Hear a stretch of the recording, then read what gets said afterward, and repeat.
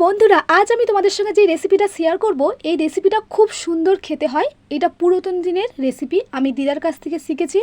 আর মাও এই বাড়িতে করে মাঝে মধ্যে, তো তখনই করেছি। তখন সময় যে মানে অভাব যেহেতু ছিল, তখন আর এত এখনের মতো ফ্যান্সি খাবার ছিল না, তো তখন এসব রান্না হতো। তো চলো, আমি সাদা তিল নিয়েছি।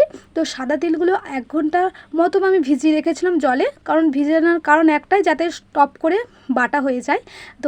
তো বেটে রাখার পর আমি কুঁদরিগুলো সাইজ করে লম্বা লম্বা করে কেটে ধুয়ে বেছে রেখেছি। তারপর সাইড করে রেখে তেল দিয়ে দিয়েছি। তারপর পেঁয়াজ কাঁচা লঙ্কা দিয়ে লবণ দিয়ে ভালো করে নেড়েচেড়ে করে এর সঙ্গে একসঙ্গে মিক্স করে দেবো। তো তারপরে আমি এই পোস্তটার সঙ্গে, মানে তিল পোস্তটার সঙ্গে আমি এতে লঙ্কা গুঁড়ো দিয়েছি, দিয়ে ভালো করে নেড়েচেড়ে আর ওই বাটির আর একটু জল দিয়েছি, খুব বেশি জল দিইনি। তো এতেই হয়ে যাবে সিদ্ধটা খুব ভালোভাবে। তো নেড়েচেড়ে অল্প আঁচে করতে হবে, নাহলে এটা পুড়ে যাবে। দিয়ে এরকম করে ভাজা ভাজা হয়ে যাবে, যখন ঝরঝরা হয়ে যাবে তখন এইটা পরিবেশন করবে। এটা ভাত দিয়ে খেতে খুব ভালো লাগে।